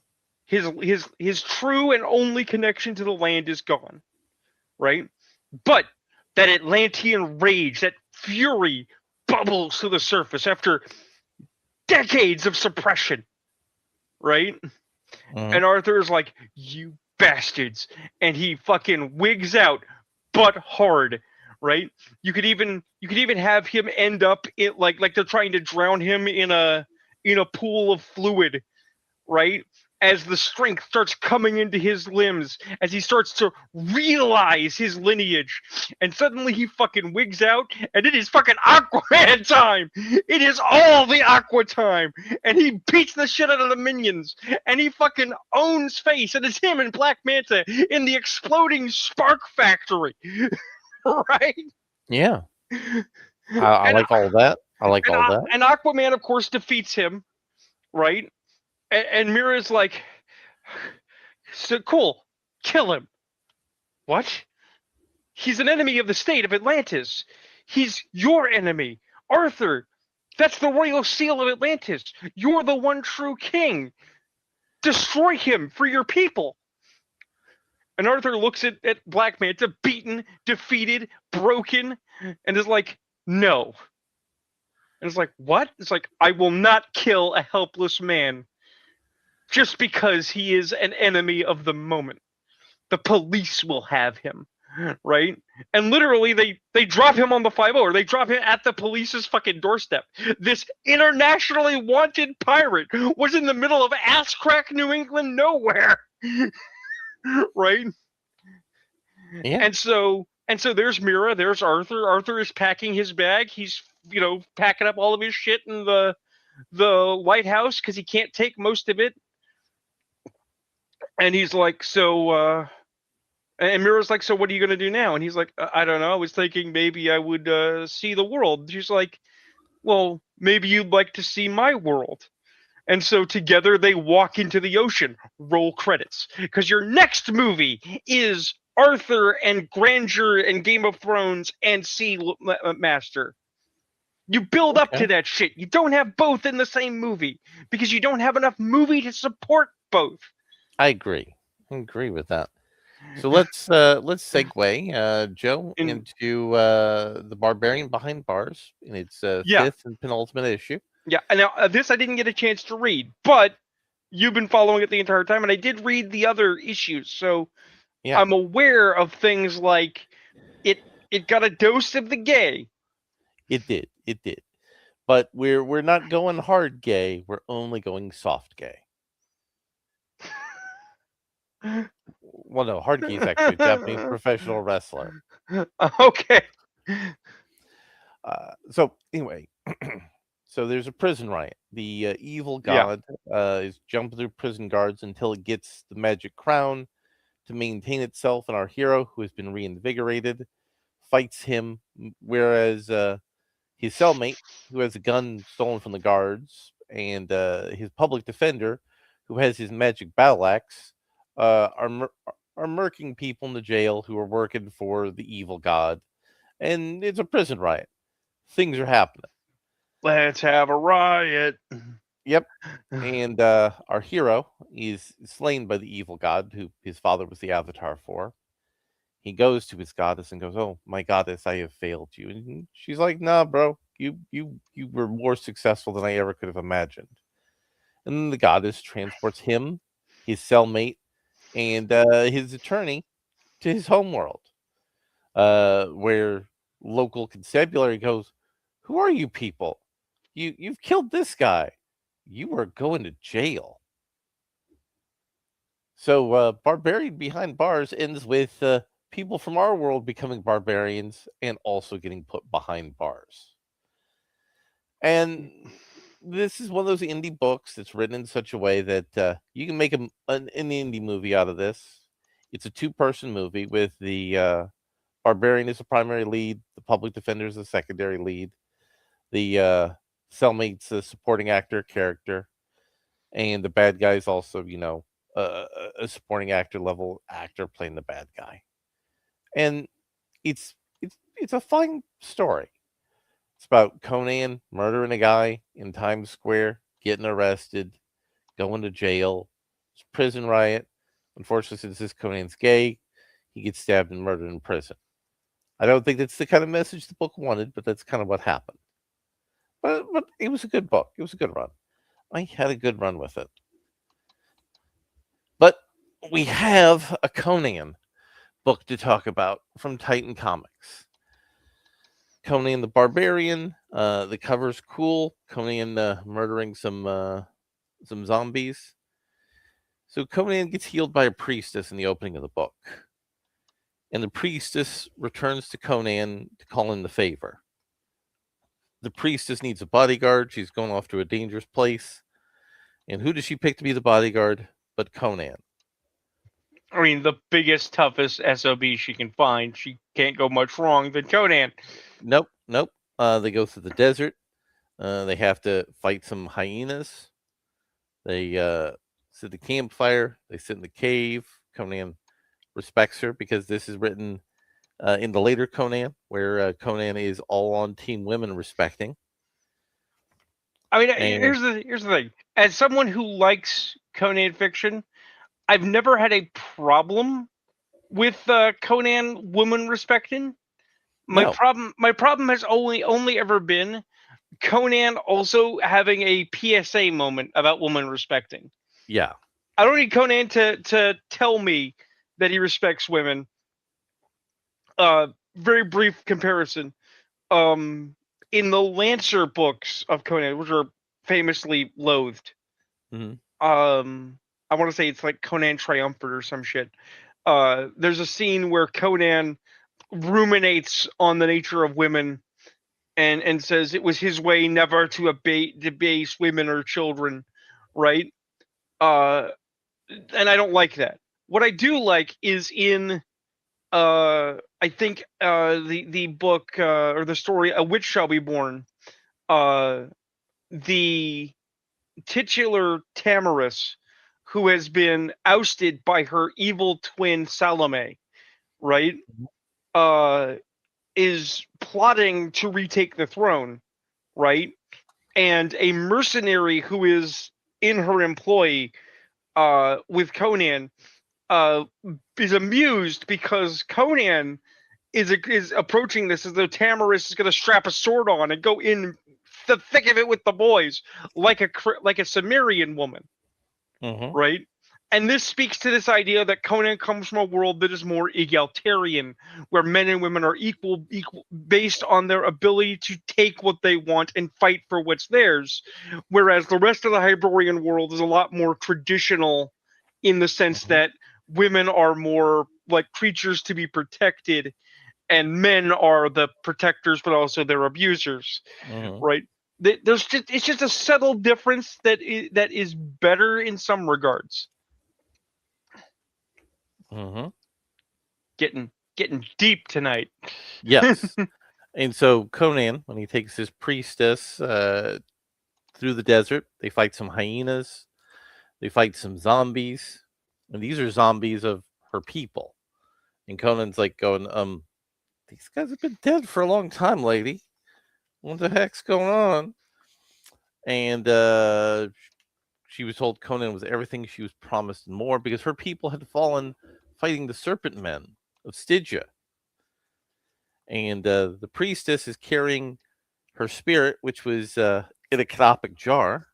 So the priestess was basically a lich, and Conan was bringing the lich home so she could release her soul We could go back to the souls of our ancestors. And she gave Conan a blessing for a great reward indeed for a warrior who ever wanders. So this is a comic that tells a good Conan story. It's not connected to any larger Conan plotline. It's Conan gets entangled with mysterious wizard and god bullshit. But this time, the wizard and god bullshit is like, Conan, you're all right. You're exactly who I needed to solve this problem. Murdering zombies. It bothers me a little less than the Solomon Kane book I read recently. Yes, but I mean, this is not like pure Conan. This is something you would have seen Elsbreg the Camp do for Conan. Well, I mean, as you say, at least it's different in the sense of Conan is not like wizards and practitioners of the dark arts. It's like no, some magic users are okay. She just wants to die.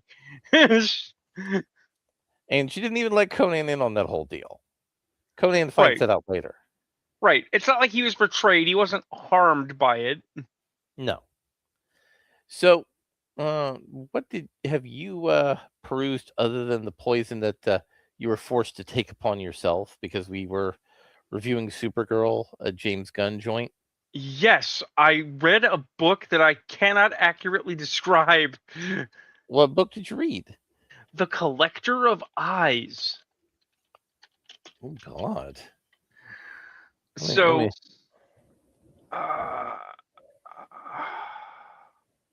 it's brand new. It's a horror joint. It could be the Eye Collector. I'm trying to pull it up now. I didn't expect it. There it is. Yeah, the Eye Collector. So it's only got one issue so far. It's from Image of all people. Okay, came out in June. All right. Mm-hmm. I will read the summary. The cover looks interesting. Right. The startling first issue of the strangest series on the stands. An ancient being has its curiosity towards Earth reignited when the humans of the Apollo 10 mission make wishes over the moon. What is this spectral creature, and what does it want with our world? Seeing is believing. The answer is it possesses a astronaut because it has some kind of ancient connection to Earth that it is reaffirming, right? Like once we were in communication with an eldritch abomination, but we turned away at some point, and it had not noticed us.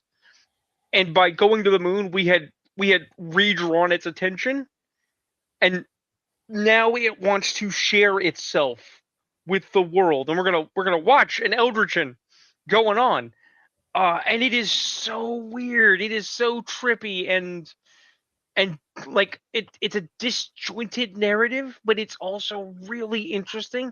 It's also got halfway decent art.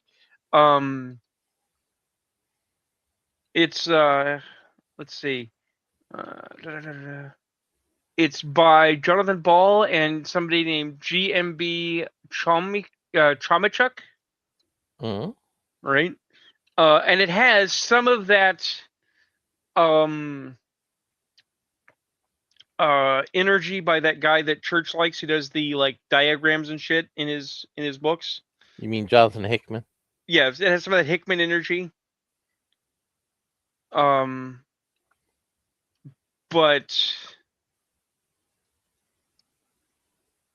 here, I'm gonna recite.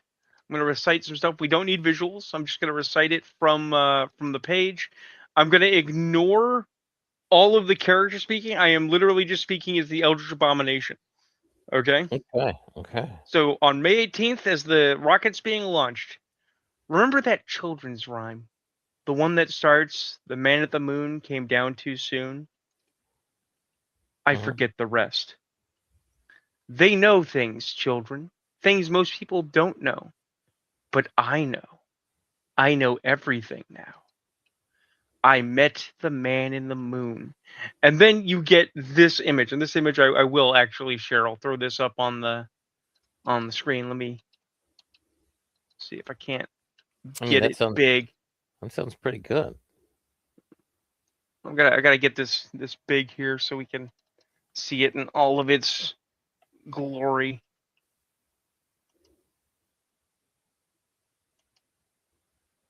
share screen. All right. Just look at how fucking weird that is. It's weird in a good way. It is weird in a good way. If you like Lovecraftian, it really does hit all the what the fuck is going on buttons. Right. There is something that I put up in our little share chat that I want to talk about. I mean, we've got a bunch of stuff in that.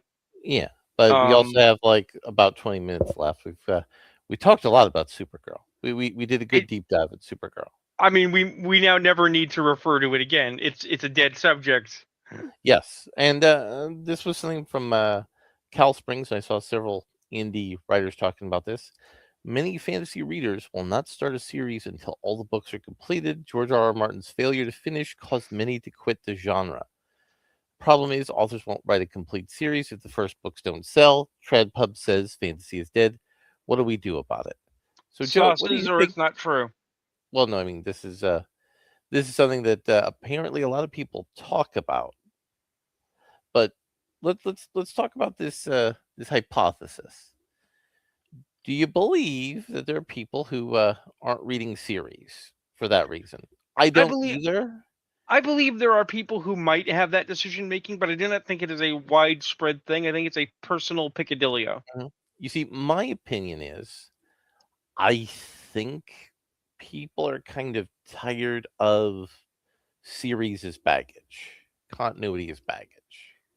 I think right now your average consumer of literature, they want a good solid book. And if that good solid book has a sequel, they go, huh, that's neat. Let me see that book.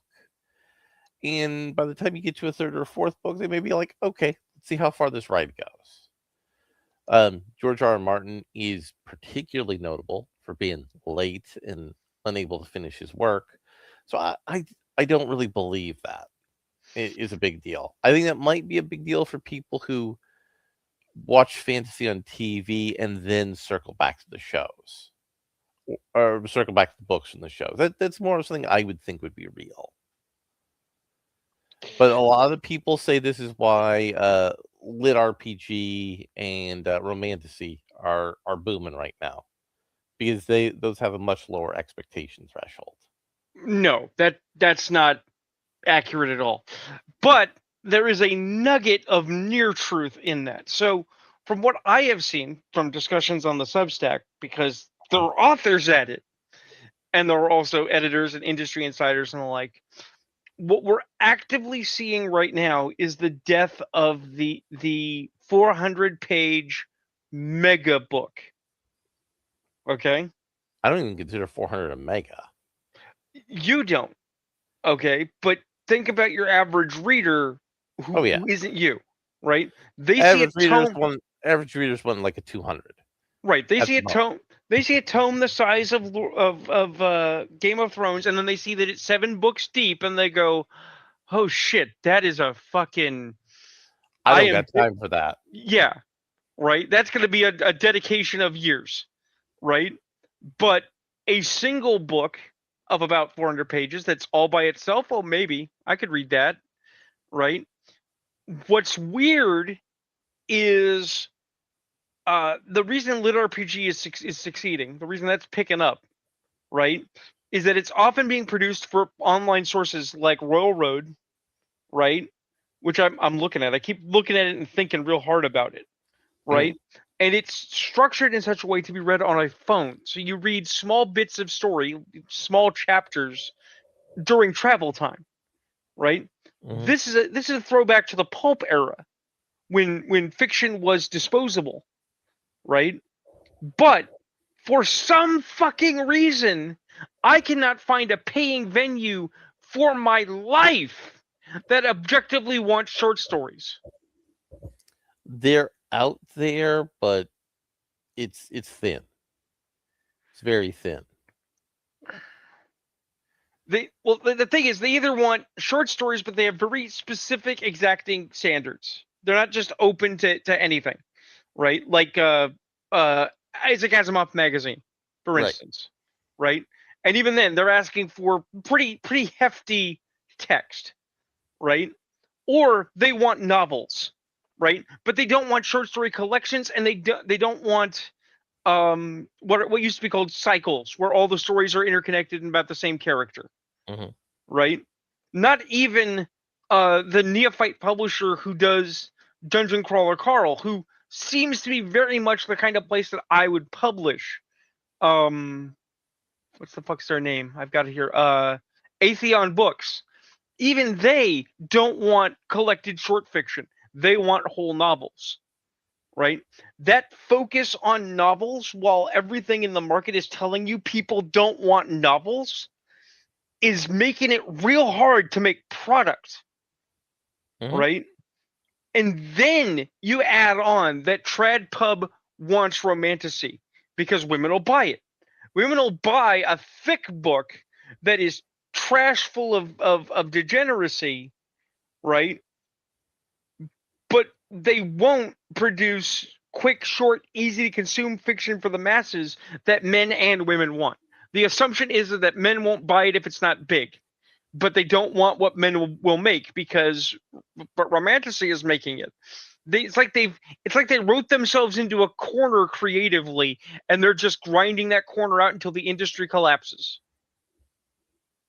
And nobody wants to take that risk. Just like in movies, nobody wants to take risk. Everyone's risk averse, I mean, right? what if I'm just spitballing here? What if art has always been a risky business? I mean, art is a risky business. That's why artists are always poor. It is. I mean, that's about all there is to say about it. But let's talk about a poor artist, but not poor monetarily, although we should be. Let's talk about Seth Rogen and the dumb thing Seth Rogen said. Wow, let's talk about what Seth Rogen said. And then, because it's actually pertinent, let's talk about how Seth Rogen is the new version of Roger Ebert. I mean, I wouldn't go that far because Oh, I would. So, Roger be, Roger Ebert is fascinating. before we get into this clip, okay? A guy on the Twitch space who I half follow, with the unfortunate name Daddy Warpig. I don't know why he's Mhm. called that, but that's his name, right? Asserted that Roger Ebert was a dick, He right? was. And I looked into why, okay? And it's because Roger Ebert, before he died at some point, made the genius statement that he didn't like fandoms. He thought that fandoms were bad, right? Allow me to quote directly because I pulled it up. It's an excerpt from Roger Ebert, A Horrible Experience of Unbearable Length, more movies that suck. Okay?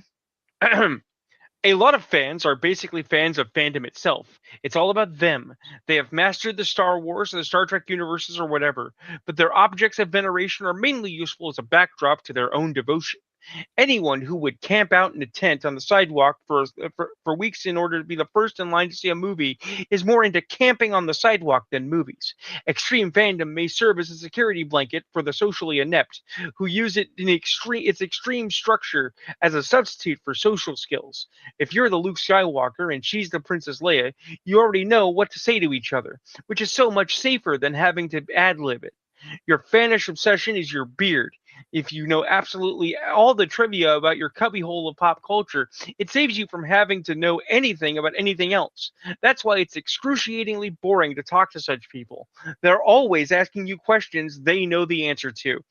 Fuck your shit. Fuck your shit and the way you went in. Daddy Warpig said, "What a dick! Oh no, people looking for a place to belong find a place to belong. They hang out with other people with similar interests. They make jokes about their shared things. Normal people don't have to do that. What a bunch of losers!" And he said, "I guess having friends makes you losers." And I said, "He always was." Because Roger Ebert was always a dick. People trying to reimagine him as one of us because he gave some light platitudes were deluding themselves. He was always an art house elite, and he was always a fat tub of lard full of shit. Yeah. Motherfucker didn't like Predator, and people sucked his asshole. Okay? Yeah. And Yeah. that's why that's pertinent. I want to restate Roger Ebert didn't like Predator. He and Siskel shit-canned one of Arnold's best movies. Which is very relevant to this clip I'm about to play. What's relevant to this clip? Here we go. Whoop, hold up. Actual good movies. Over under on actual good movies Stallone has made. Oof. I think it's like 4, dude. I mean, number one, obviously, by far. You're going to say Demolition. I was going to say Demolition. You know me too well. For sure, Demolition. I know you love Demolition, and I'll give you that. Number two, Rocky. Tango and Cash. Yes, I enjoy that movie very much. Yeah. But I don't. It's not a good movie. It's not a good movie. I would say Rocky, First Blood, Copland, and Rocky 3. Copland, I like. I don't give a shit about any Rocky movie. Yeah, you don't like that. Fucking sports. Yeah, you don't like sports. You don't like sports. Yeah. In general. So Seth Rogen shows immediately he has no taste there. So Rockies can go. Rocky, you can have your Rockies. Okay, won an Oscar. You can have your Rockies. You can have your Rockies and hit the road. Stuff your Rockies in a sack. Get out of here. You know what? I'm gonna throw some shade. You know what? I'm gonna throw a little shade. Stallone, maybe not as good as Schwarzenegger. Not even fucking Schwarzenegger's in 100 of the greatest movies ever. And Predator alone is better than anything. Yeah, I mean, Stallone has no Terminator 2. No, he's not. You know what I mean? No, or True Lies. Schwarzenegger's in like legit great. Also, movies. Schwarzenegger's been in some bad ones, but like fucking like Stallone made a run of movies from like 1997 to 2012. Did you remember Driven? Of course. Do you remember Daylight? Of course, he's trapped in the Holland Tunnel. Do you know what his name is in Daylight? Something cool, I bet. Kit Latura. Kit Latura. I can't get out of here. I saw that in the theater. I saw Driven in the theater. I saw Driven in the theater too. Insane. No, insane movie. So I've been bitten more by Stallone. I've gone to those movies. So Seth Rogen has shit taste. So first and foremost, I didn't know we were going to watch pornography on this podcast here, Larry. I mean, I just spent a minute and a half watching two guys jerk each other off and suck each other's dicks, so I can only assume this is the gayest thing we've ever seen. So let's. There's a lot of ways you could evaluate who's the best. It's like sports, talking about who the greatest of all time is. The greatest of all time doesn't matter here. What we need to start with is just clearly stating, because they almost touch on something correct. Yes, Stallone has made some stinkers. There was a period of time in the 90s-ish when he made a succession of films that were pretty poor. Okay? But it is worth pointing out, none of those movies were badly made. Stallone was not a bad actor in them. Okay? They were films that were not to everyone's taste. If you liked Cliffhanger, more power to you. I certainly like John Lithgow in it. They're doing a sequel to Cliffhanger. Right. There was another one where he was an assassin, and he's very obviously very roided up, and it's like, not your best. Okay? But, I'm sorry. Fuck you, Seth. The Rocky movies are gold. The worst Rocky movie is Rocky 3. I actually like Rocky 5. Okay, it's not fully formed, but it was trying to say something important, and that Rocky Balboa actually said correctly a couple of years later. The first Creed movie was an excellent movie. First Creed movie was an excellent movie, but I am actually going to posit my best Stallone film, and it's more or less the dress rehearsal for Tango and Cash, which is a great movie. Sylvester Stallone's very best movie, in my opinion, which he wrote and directed and acted in, and this was right after he did Rocky, so this was a huge gamble for the studio, right? Was Lock Up. Oh yeah, Lock Up. Lock Up is fucking amazing. You have Donald Sutherland being an absolute scumbag. You have a lot of notable somebodies in that film, guys you know from other things, various character actors, and you have Stallone. His first time being a Stallone in prison movie is very on point. This is an excellent character drama. There are so many things going on in that movie, right? And it's still an actioner. So here is how I judge the comparison to the careers that Seth Rogen doesn't. We could say you had a better movie. Let's ignore that. Yeah. Stallone, relevant in the 70s, right? Yeah. Relevant in the 80s. Yeah. Relevant in a good hunk of the 90s. Yeah. Relevant in a good hunk of the 2000s. Okay. Because that's when the Expendables and such came out. Yeah. Relative in the 2010s, relevant in the 2010s because that's when Creed and that stuff came out. Mm-hmm. And now with Tulsa King, he's relevant in the 2020s. Which I actually like Tulsa King. I dropped off on watching it, but it is very flavorsome. Yeah, so Sylvester Stallone has, for 5 decades plus, always been relevant in Hollywood. Right. Arnold, relevant in the 80s. Relevant in the 90s. Relative in the 2000s.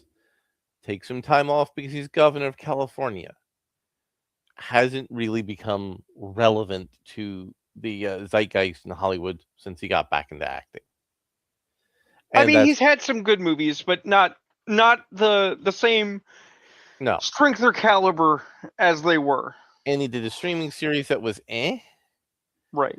So from a strict career comparison, Stallone is always in the conversation. He is always a creative force.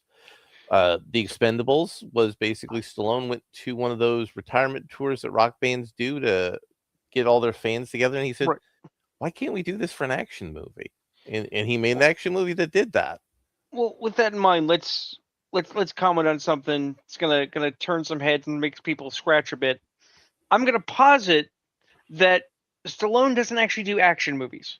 He does a couple, but he's not actually primarily an action movie guy. Whereas Schwarzenegger is primarily an action movie guy, and specifically a science fiction action movie guy. Mm-hmm. As much as I love me some Conan, let's face it, he did Running Man, Total Recall, and at least one other sci-fi, and The Sixth Day, all back to back. He does a lot. He's done a lot of law enforcement actioners too. Yeah.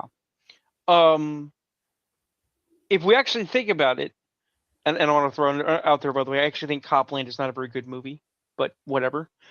Most of Stallone's films are actually dramas. Yeah. And people go, but wait a minute, Rocky's about boxing. It's a boxing movie. That's action. No, it's not. A drama. It's a drama. It's about personalities and characters and problems and relationships. In fact, there's one scene in the original Rocky that they were trying to turn the production off, and Stallone put what money he had left in his pocket to film. It's the one where Rocky says, "Listen, I got to do this. I have to know if I'm good enough." Right. And that was the one scene that the whole Rocky movie lives or dies on. Right. Because that's Rocky's character in a nutshell. Well, that's the thing. I was just trolling around the internet recently, and of all things, I'm not kidding, a couple of Rocky 5 clips dropped into my lap. Okay?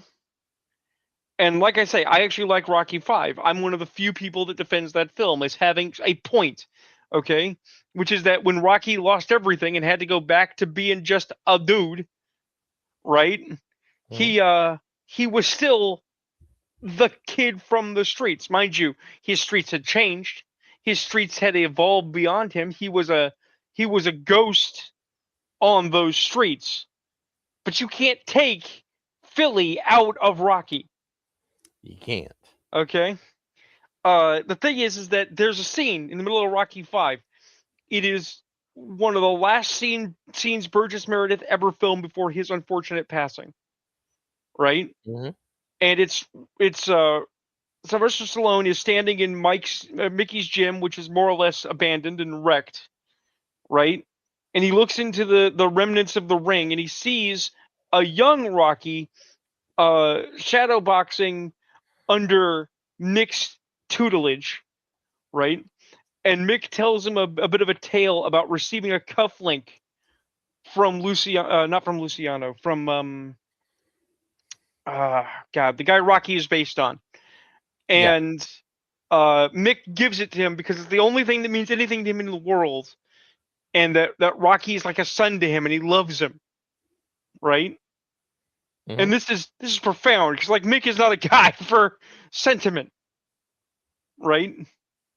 But this is important because later, when you look at the relationship between Tommy Gunn and Stallone is trying to tell him, like, look, kid, I know that I'm not gonna fast track you to fame, but I'm trying to protect you because this business is lethal and they will use you up and chew you out if you aren't careful, right? It is again familial in nature, right? He's trying to mentor this kid, and this kid will not listen, and this kid is hurting him while he's doing it, right? And as is pointed out by, of all people, Rocky's friend and aggravator, what the fuck is Paulie? Paulie, yeah. Rocky has given everything to this kid, including ignoring his own family, his actual family, right? These are not the themes of a blunt actioner. These are the themes of a deep drama with a lot of things going on under the hood. There's a reason Rocky won a fucking Oscar. Because it's a really good movie. How many Oscars has fucking Seth Rogen won? 0. How many good movies has Seth Rogen made? Maybe 1. No. Let's clarify. Let's really twist that knife. Just give me a second. I need to get a name. Because I'm gonna pull out an actor's name. How many good movies has Seth Rogen made without James Franco? Yeah. That's not because James Franco is brilliant, although I think James Franco is actually quite good. Okay, but their short-lived bromance, right, was what made The Interview succeed. Okay, The Interview is the only film that Seth Rogen's ever made that I think was halfway decent, and that's even an artifact of its time. That's a very unique and unusual accomplishment in history. Okay, at broad, across situations and over time, Seth Rogen is a fucking cancer on the industry who has done nothing but taint anything he has made. He is as bad, if not worse, than Patton Oswalt. Yeah. Well, we have we've knocked it out. We did another good to our block of show. So with that, I'm gonna say good night, everybody. Good night, everybody.